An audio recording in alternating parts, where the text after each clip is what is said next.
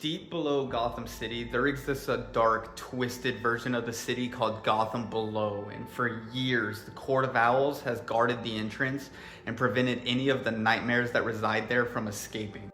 But in Batman's City of Madness, the entrance is opened and the nightmares begin flooding into the city. So let's see what happens in Book 1 of Batman's City of Madness. Part 1 starts at a bus stop in the middle of the night, and we see a kid approaching the counter asking for a ticket to Gotham City. The clerk is going to ask the kid if he's going to be okay going to Gotham City all by himself, and that's when the issue shows us that the kid actually has a gun, and the kid says, "I can look after myself."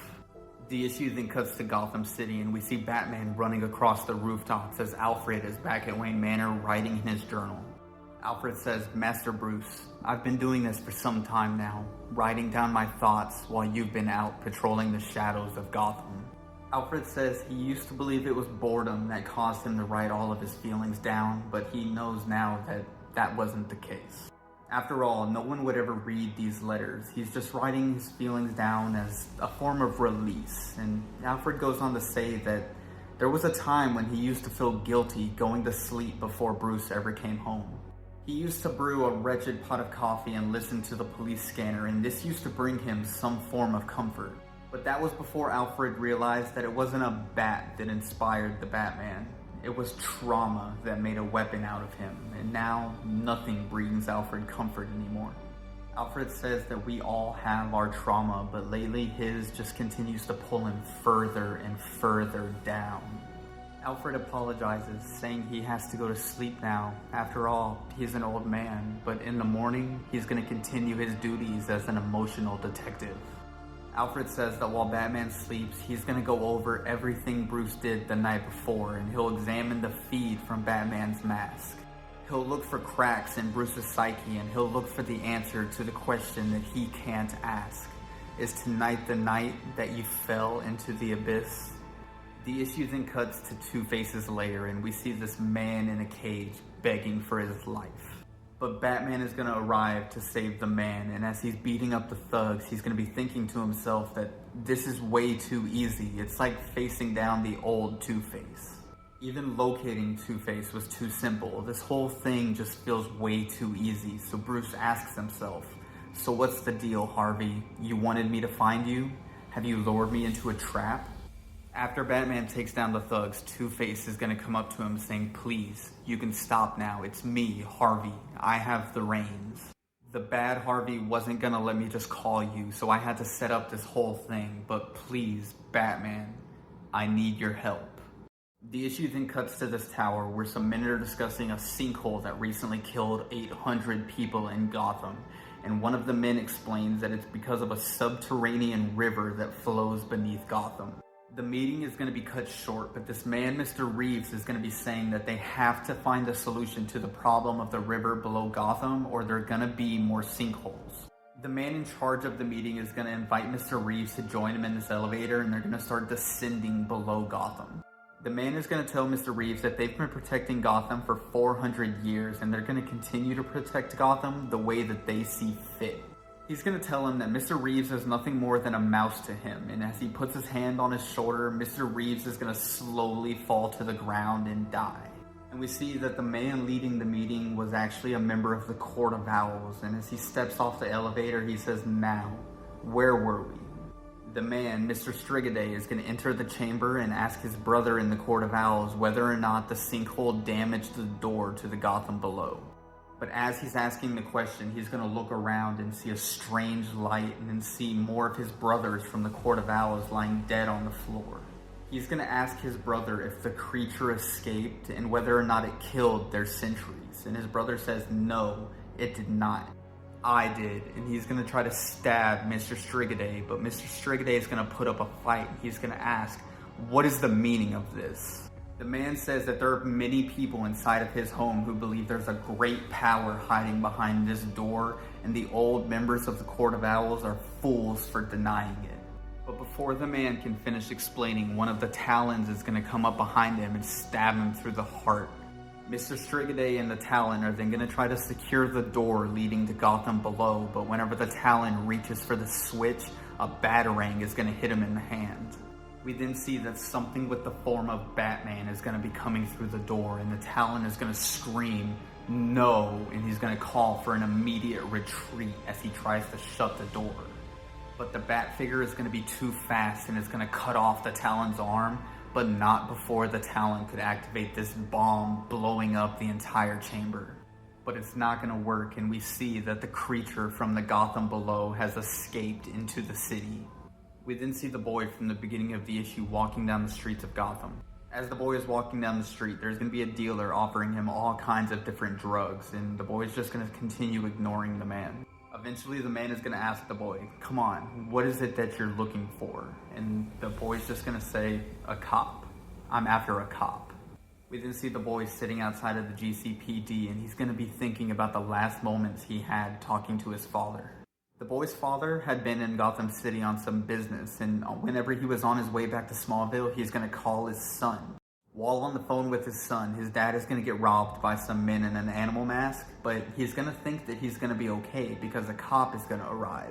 But as it turns out, the cop was working with the men in the animal mask, and he's going to shoot down the boy's father while he's on the phone with his son. And the newspapers are going to call the cop a hero for killing the boy's father, and this is going to make the boy extremely angry. We then see the boy staring down these men coming out of the Gotham City Police Department, and one of the men is going to notice the child. He's going to tell his partners that he doesn't like the way that this kid is staring at him, and he's going to tell them that he needs to have a word with the child.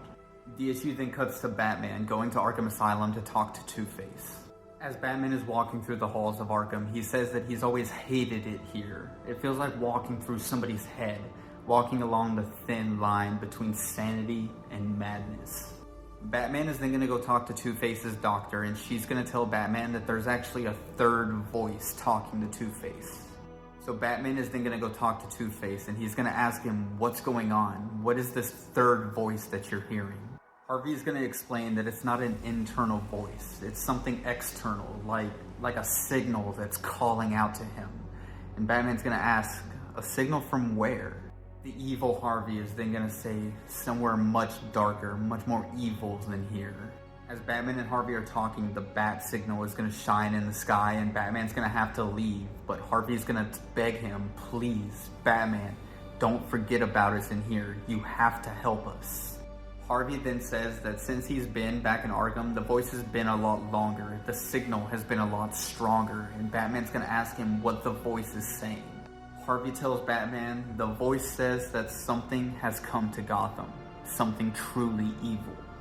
The issue then cuts back to the boy watching the police station, and as he's watching, the three men he was staring at earlier are going to grab him from behind, and they're going to be wearing 3 animal masks.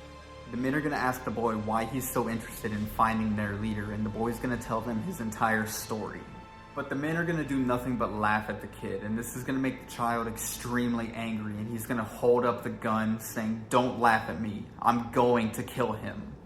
One of the men is going to say, "Whoa, easy there, boy, just give me the gun." And the child's going to say, "I'm not a boy, I'm vengeance." The man in the fox mask is going to say, "You're fucking dead is what you are," and he's going to try to attack the child, but before he can, something is going to grab him from behind, and one of his partners is going to say, "No way I'm fucking with the Batman," and he's going to try to run out of the alley.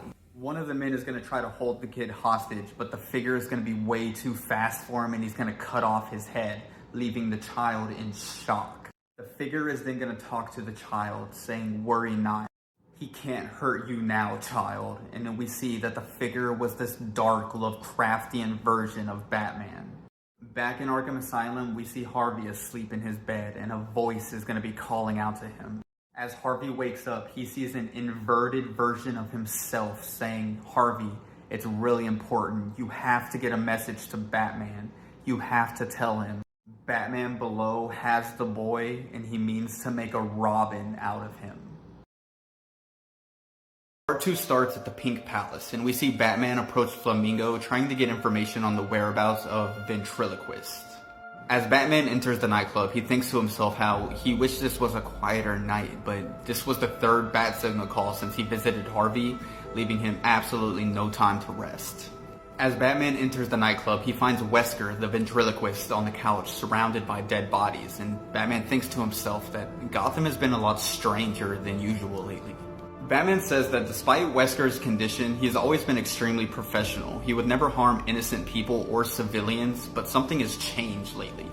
As Wesker sees Batman approaching, he's going to call out for help, saying that Scarface is out of control and he needs Batman's help to stop him. Scarface is going to be angry that Wesker called Batman for help, and he's going to start threatening this woman sitting on the couch.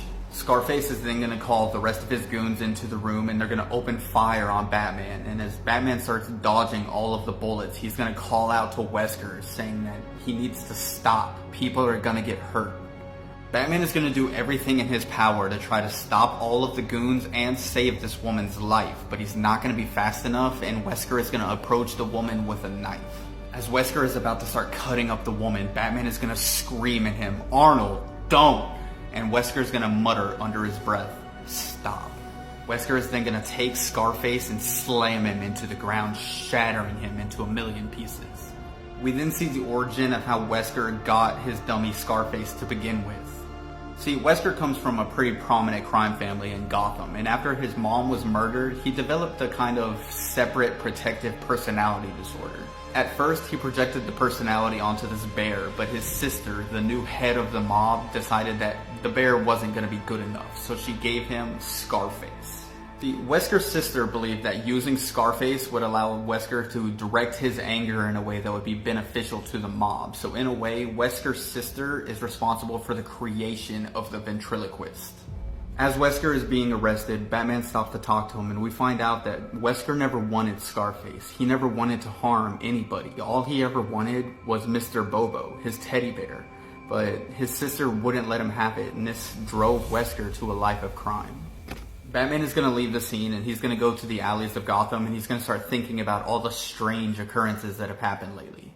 As Batman is walking through the alleys, he's going to be approached by Talon, one of the assassins from the Court of Owls. The issue is then going to cut to Arkham Asylum, and we see Harvey Dent meditating in his cell. As Harvey is meditating, he's going to see visions of his alternate form from Gotham Below and how he was created. We see that his counterpart went through the same accident that Harvey went through, but in an inverted kind of way. Harvey's face was split straight down the middle, but his alternate form from Gotham Below went the opposite way, with his mouth getting hit by the acid.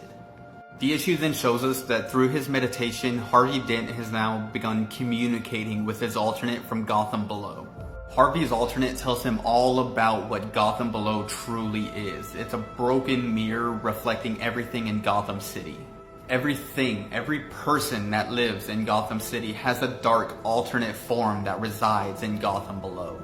Harvey then says that nobody from Gotham Below even knows that the real Gotham exists. Nobody except for Harvey's alternate and the Batman Below.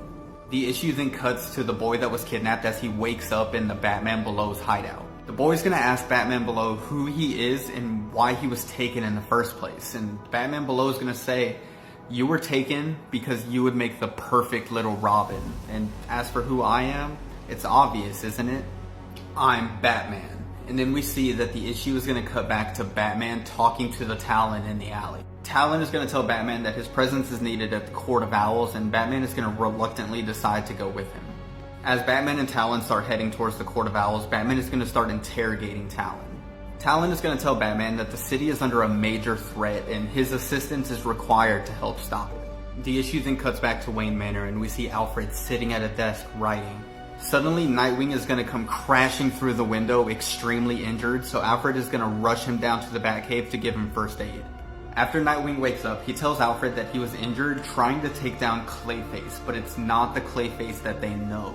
This version was taking on a form that they'd never seen before. Nightwing says that this wasn't Basil Karlo, it was a monster, and it was full of nothing but rage and fear. Nightwing says that the creature wasn't even able to talk. It was just screaming, howling in pain.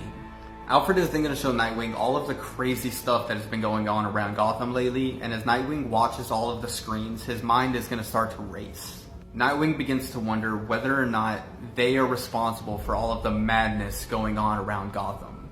He wonders if putting on a mask and costume is like giving a free pass for all of the insanity that runs rampant in the streets. Nightwing is then going to wonder exactly where Batman is, but Alfred says he doesn't know, but wherever he is, the bat signal's light does not shine. The issue then cuts to the hideout of the Court of Owls, and we see Batman and Talon finally approaching it. As Batman and Talon enter the chamber of the Court of Owls, Batman is going to be greeted by Mr. Strigaday, the head of the Strigaday family and the current head of the Court of Owls. Strigaday then tells Batman all about Gotham Below and how it's a broken mirror reflecting what Gotham truly is. The issue then cuts to the Batman Below and the boy he kidnapped standing on this random roof watching these four men. The boy is then going to ask the Batman Below who this man is, and the Batman Below is going to tell him, "Why, that's the fiend that killed your father, of course. You poor boy. I can help you kill him." The boy's going to try to tell Batman Below that this wasn't the man that killed his father, but Batman Below's not going to listen, and he's going to say, "He'll have killed someone's dad someday. Come, we have some torment to reap." And they're going to leap off of the building. Back at the Court of Owls, we see Batman looking at a mural of the Batman Below, and he says, "I don't see the resemblance." Mr. Strigaday then tells Batman that for every soul that resides in Gotham, there exists a copy in the Gotham Below, and Batman Below is Bruce's copy. Strigaday tells Batman that they've had a long and painful history with the Batman Below. He's the boogeyman that the Court of Owls tells their children about. Strigaday says that like Batman, Batman Below is extremely resourceful, but he's not content staying in his version of Gotham, so he's come to the real Gotham and he's disturbed the balance between the two worlds. The issue then cuts back to Gotham Below, and we see that Batman Below is presenting his new Robin with a brand new costume. Harvey Below is going to tell the real Harvey that Gotham Below is alive, it feeds on pain, and it's always hungry. For over 100 years, Gotham Below has copied Gotham brick by brick, person by person, sorrow by sorrow, creating an endless loop of pain. But now, because somebody from the real world walks in Gotham Below is getting stronger, and Harvey Below says soon its roots will break all the way into the real world. Harvey Below then says that he desperately needs to get a message to Batman, and this is going to wake up Harvey from his dream, and as he wakes up inside of Arkham Asylum, Nightwing is going to be standing there saying, "It's about time you woke up." Nightwing says he wants to know what Two-Face and Batman talked about, and when Two-Face asks why, Nightwing says, "It's because we don't know where he is." This is going to greatly panic Harvey, and he's going to say that they desperately have to find Batman because he has to get a message to him. Then, out of the corner, we hear Wesker ask, "Have you been having nightmares too? Mine have actually been better, Mr. Dent, since I've been coming here, especially since I found a new friend." And as he says this, Nightwing says, "Oh God." You then see that Wesker has cut open his own hand in order to make a puppet out of it, and he's going to start speaking in tongues. The issue then cuts to Batman standing in front of the door guarding Gotham Below. Just as Batman enters the door, Nightwing is going to give him a call, and he's going to offer to come help Batman, but Batman's going to tell him, "No, you already said you almost died once tonight. Just go home. And tell Alfred I'm going to be home late." And he's going to hang up the phone with Nightwing, and he's going to turn to the Court of Owls and say, "I'll accept your mission, but we do things my way." The Court of Owls is going to agree, and Batman and the Talon are then going to jump through the portal to go to the Gotham Below. After Batman jumps through the portal, we see that the Court of Owls, as a backup plan, has armed explosives strong enough to destroy 10 city blocks. If Batman fails his mission, the Court of Owls is planning on blowing up the entrance to Gotham Below, burying it, past and all. And the last thing that we see in this issue is a statue from the Court of Owls hiding in Gotham Below. The finale starts with Alfred writing a letter to Bruce. Alfred says he wants to tell Bruce a story, one as old and as rigid as time. It's a story which, at its heart, is about love, about families and those that call themselves a family, and the journey they must go on when that love collides with great pain. As Alfred is telling the story, we see the history of Gotham Below, and we see this family walking across some plains, spears in hand, ready to hunt. As the family is walking across the plains, they're going to come across this giant, bat-like monster devouring a human. Alfred then says that whenever pain meets love, pain becomes rage, and we see the man with spear in hand attacking the giant bat creature. The son is going to try to stop his father, but his father is relentless, and he's going to charge straight at the creature. but it's a fool's errand and the man is going to be slowly absorbed by the bat. All the boy can do is watch in horror as his father is absorbed and tentacles from the bat slowly reach out for the boy. The issue then cuts to the future of Gotham Below, to the creation of its own version of Arkham Asylum. We see the copy version of Amadeus Arkham, the founder of Arkham Asylum, talking to his very first patient. Amadeus tells his first patient, Martin, that he doesn't believe it's the devil whispering in his ear telling him to do ungodly things. You're sick, and like with any illness, we shall treat that illness.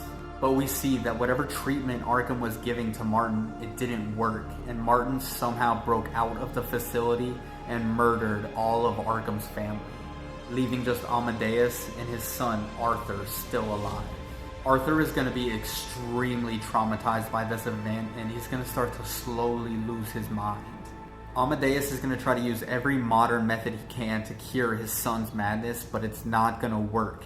And Amadeus, the entire time, is just going to be thinking about himself.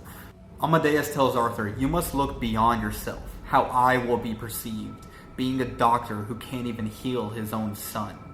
But Arthur is going to slowly sink deeper into his madness, and a darkness is going to approach on the boy. The issue then cuts to the present day, and we see Batman and Talon fighting the Firefly from the Gotham Below. They're going to be able to easily subdue Firefly, and at the end of the battle, Talon is going to try to kill the copy of Firefly. Batman is going to stop Talon, saying that if it breathes, it lives, and if you want my help dealing with these people, then we do things my way.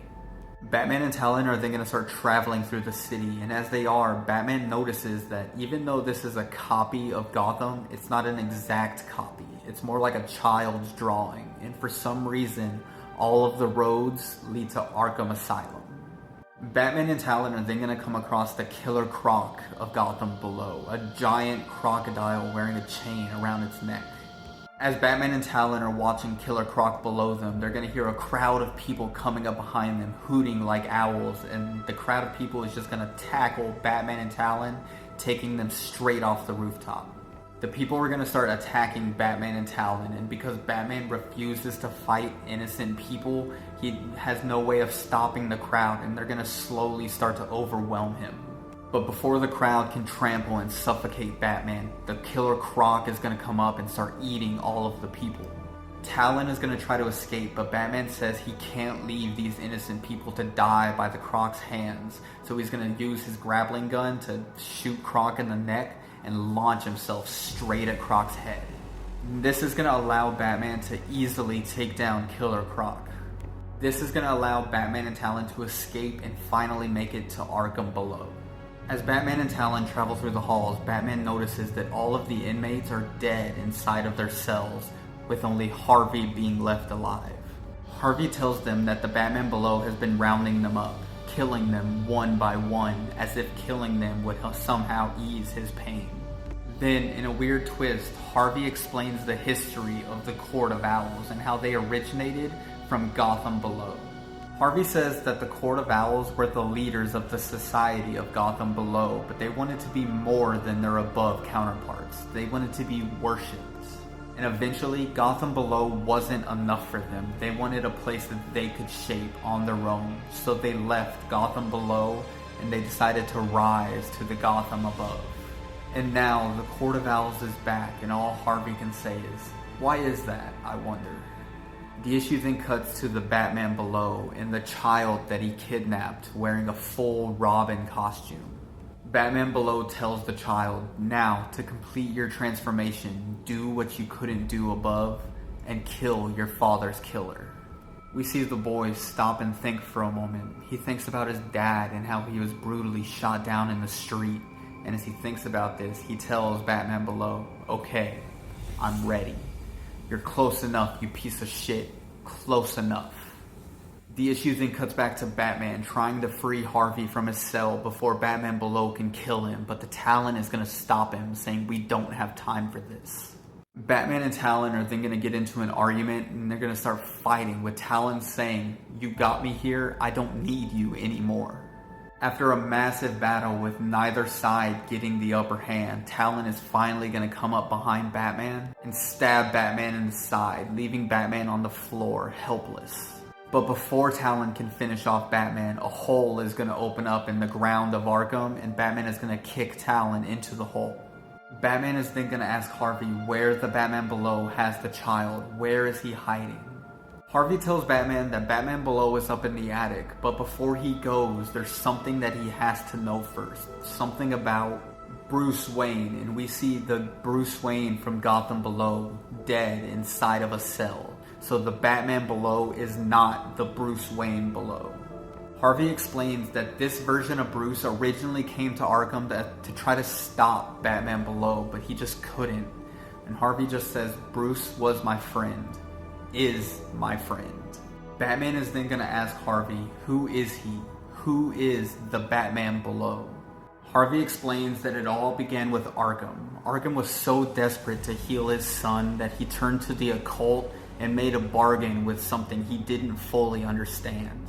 Instead of healing Amadeus' son, this entity is going to leave him with a copy and take his real son to a dark place. The Bat creature would then transform his son into the Batman below and would begin building a world around his son. The entity would transform Arthur Arkham into the Batman below, and the city would be built around him. A Batman for a city, and a city for a Batman. It's a never-ending trauma machine that the Bat creature can now feast off of, and now that Batman has himself a Robin. Very fresh trauma for the creature to feast upon. Harvey tells Batman that because Bruce was his friend and tried to save him, it's now his turn to try to save another. And he tells Bruce, go, save the boy. The issue then cuts to the attic of Arkham Asylum, and we see the boy slowly start to approach his father's killer. But Batman is going to arrive just in time to stop the boy, and he says, Arthur, this stops now. The boy is coming with me. Arthur is going to attack Batman, but Batman says he doesn't want to fight Arthur. He's just as much a victim in this as anybody. But Arthur is going to say, I've met your rogues gallery, Batman. They're all victims, no? As Batman and Arthur are fighting, Arthur is going to scream out to his Robin, continue, boy. He can't stop you now. The issue then cuts to Talon in the basement, face to face with the Bat entity, and he says, my masters send their regards, and he's going to activate a bomb. Arthur is then going to get the upper hand on Batman, and as he's pinning him to the floor, the boy is going to start crying as he approaches his father's killer. But Harvey is going to come up and smash Arthur in the back of the head, giving Bruce enough time to stop the boy. The boy tells Batman he has to pay. He destroyed my life. So Bruce, as a way for the child to trust him, removes his mask and says, please, let me help you. As Bruce comforts the boy, we see this timer pop up from Talon's bomb, and we see there's only seconds before all of Arkham is blown to bits. But before Batman leaves with the child, he's going to try to save Arthur Arkham, but Arthur says he doesn't want to go, he wants to stay here. Before Batman leaves, Arthur just says, now be quick, Batman. I'll be watching. And a massive blast is going to go off in Gotham Below. We then see that Bruce has brought the child back to Gotham and gotten him proper help. Not training, counseling. And Bruce has finally made it back to the Batcave.